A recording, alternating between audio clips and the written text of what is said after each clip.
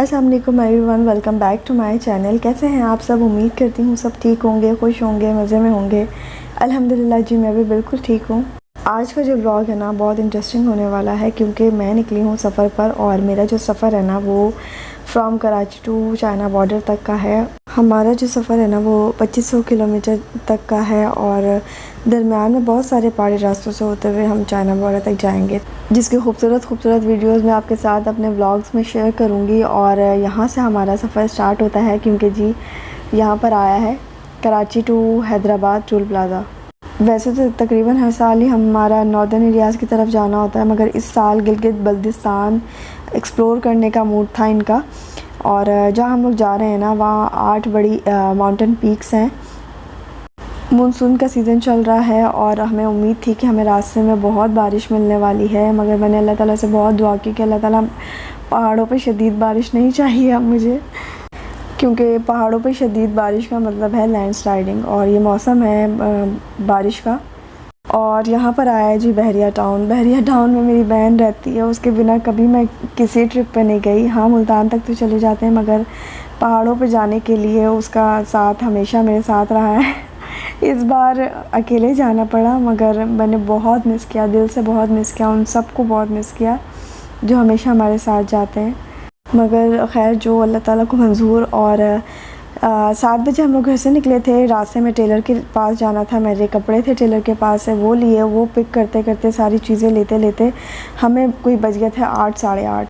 अच्छा, थोड़ा बहुत मैं आपको काट के दिखा रही हूँ क्योंकि पूरी चीज़ें सारी मैं दिखाऊंगी तो वीडियो बहुत लंबी हो जाएगी। हैदराबाद, कराची टू हैदराबाद जो था मोटरवे था, और हैदराबाद के बाद जो नॉर्मल रोड स्टार्ट हो गया था, थोड़ा सा डिस्टर्ब करता है आपको रोड, वैसे बिल्कुल ठीक है। यहाँ से सखर मोटरवे स्टार्ट हुआ है। सखर मोटरवे तो मतलब आप समझ लो कि आपका सफ़र आसान हो जाता है।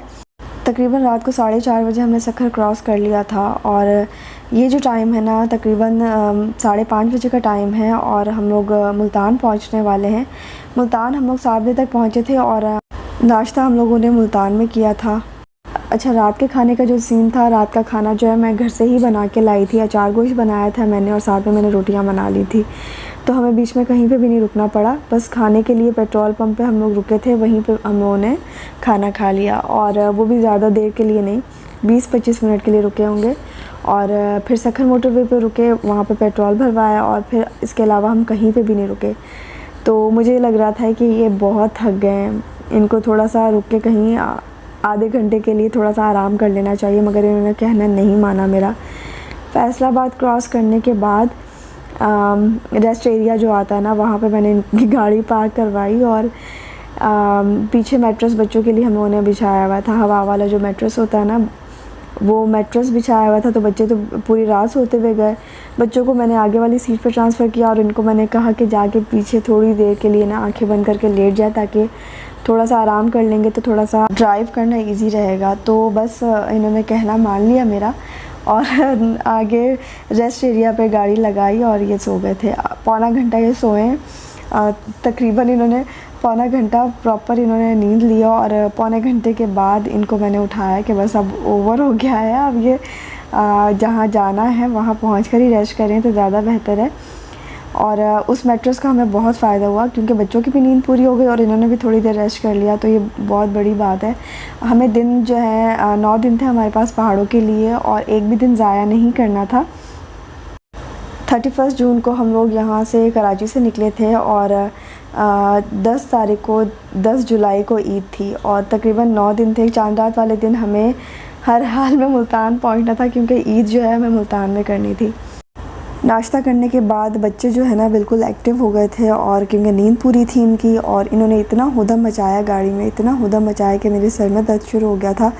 कलर का हार पर हम रुके थे, मगर मैं ज़्यादा शूट नहीं कर पाई, बल्कि बिल्कुल भी शूट नहीं कर पाई। मेरी बिल्कुल हिम्मत नहीं थी कि मैं कुछ भी शूट करती, सर में मेरे बहुत दर्द था। और 2:30 बजे तक हम लोग इस्लामाबाद पहुँच गए थे। 2:30 बजे इस्लामाबाद पहुँच कर हम लोग तकरीबन 3 घंटा सोए हैं और रेस्ट किया है। उसके बाद हम लोग उठ के हमने कपड़े वगैरह अपने प्रेस करवाए। प्रेस करवाने के बाद बाहर निकले और बाहर निकलते क्योंकि हमने डिनर बाहर करना था, बाहर जाके डिनर करने का प्लान था और इतनी रात हो चुकी थी, मतलब 10:30 पौने 11 बजे का टाइम हो गया था कि इस्लामाबाद पूरा बंद था। और हमें कोई होटल नहीं मिल रहा था।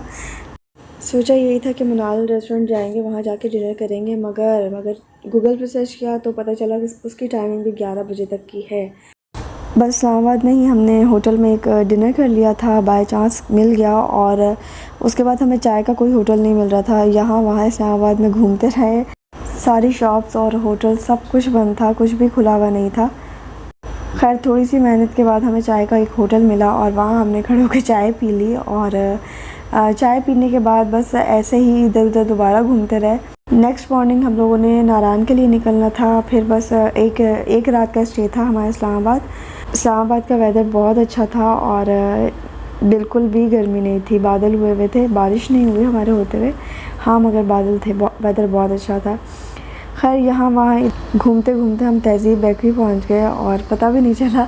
मैं पिछले साल जब इस्लामाबाद गई थी तो मेरा बहुत दिल था तहज़ीब बेकरी जाने का। बहुत सारे लोगों से मैंने तहज़ीब बेकरी का नाम सुना है, बहुत फेमस है। खैर हमने सोचा कि अब मज़ीद घूमने का और फ़ायदा नहीं है, तो हम लोग वापस होटल की तरफ चले गए। और ये डिसाइड हुआ कि बस अब सुबह अर्ली मॉर्निंग उठना है और नारायण की तरफ निकलना है। तो बस हमें पहुंचते पहुंचते 1:30 बज गया था। 1:30 बजे हम होटल पहुंचे। सोते सोते हमें 2 बज गए। 2 बजे हम सोए हैं और सुबह हम 10 बजे उठे हैं। खैर 11 बजे हम लोगों को चेकआउट करना था। 10 बजे हम लोग सो के उठे। बस रात को जो कपड़े मैंने चेंज किए थे वो उन्हीं कपड़ों में, और बच्चों ने भी उन्हीं कपड़ों में फिर हम लोग गाड़ी में बैठ गए थे। चेंज करने का मौका ही नहीं मिला क्योंकि थकावट इतनी थी, आँखें नहीं खुली हमारी। और 9 बजे का अलार्म मैंने लगाया था और अलार्म बजा और मैं अलार्म बंद करके वापस सो गई। और 10 बजे फिर मेरी आँख खुली तो बस जल्दी से बच्चों को चेंज करवाया, नाइट ड्रेस उनका चेंज करवाया, ब्रश करवाया, नहलाया और फिर फटाफट हम भागे नाश्ते के लिए। नाश्ता करने के बाद हमें 11 बजे चेकआउट का टाइम था और चेकआउट करना था। जल्दी से पैकिंग बाकी थी हमारी थोड़ी बहुत, जो हमने रात को कपड़े पहने थे वो सारे कपड़े रखने थे और चीज़ें रखनी थी। खैर जैसे तैसे हो गया।